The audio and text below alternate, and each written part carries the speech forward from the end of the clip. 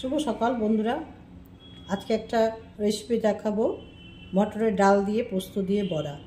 তো মটরের ডালটা নিয়ে নিয়েছি, সকালে উঠে ঘুম থেকে উঠে ভিজিয়ে দিয়েছিলাম, ভিজে গেছে, বেটে নেব মিক্সিতে।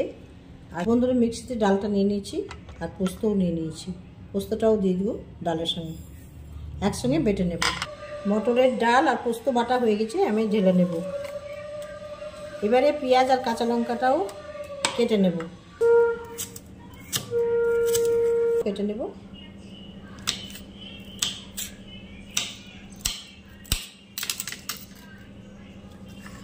লঙ্কাও কাটা হয়ে গেল, দিয়ে দিলাম। এবারে রাঁধুনি একটু দেব, কালো জিরে দেব, লবণ দেব,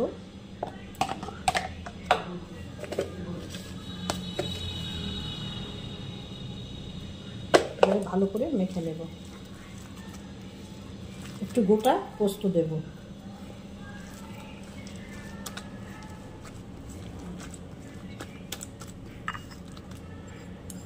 আটাটা মাখা হয়ে গেছে বন্ধুরা, এবারে আমি একটু গোটা পোস্তও দিয়ে দেব, মচমচ করবে, খেতে ভালো লাগবে গোটা পোস্ত।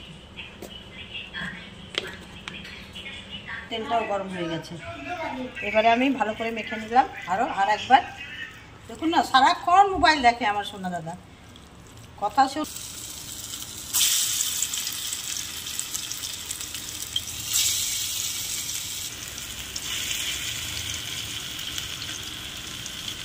ডাল পোস্তর বড়াগুলো এবারে উল্টিয়ে দেব, এপার থেকে ওই পারে ভেজে নেব,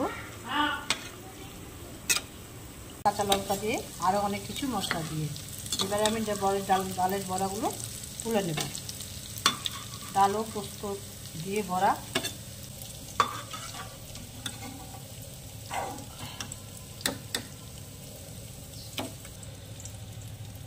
রেসিপিটা তৈরি হয়ে গেল বন্ধুরা, অবশ্যই দেখলেন। এবারে আমার কর্তাবাবুকে ভাতের সঙ্গে ঘি দিয়ে আর বড়া ভাজা দিয়ে ভাত দেব। দেখতে থাকুন, কর্তাবাবু টেবিলে বসে গেছে, খাবার টেবিলে। এবারে আমি ভাতটা রেডি করে নিয়েছি থালাতে, আর পোস্তটাও দিয়ে বড়াটাও দিয়ে দিলাম। তো বন্ধুরা, আমার কর্তাবাবুকে খাবারটা দিয়ে দিলাম।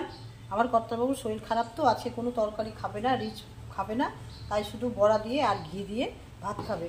তো ঘিও নিয়ে চলে এসেছি, আর থালাতে লঙ্কা আর লবণ দিয়ে দিয়েছি, আর ভাতটা দিয়েছি। এবারে আমি একটু ঘি দিই।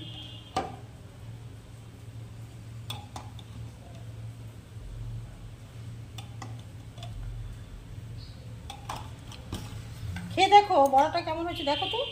খেয়ে দেখছি কিসের বড়া এটা?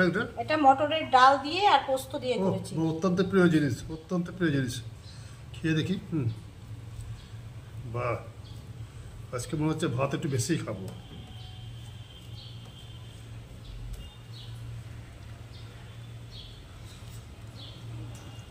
পোস্ত মটর ডালে বড়া না,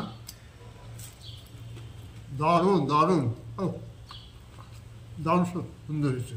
দারুণ হয়েছে, তুমি টেস্ট করে দেখো।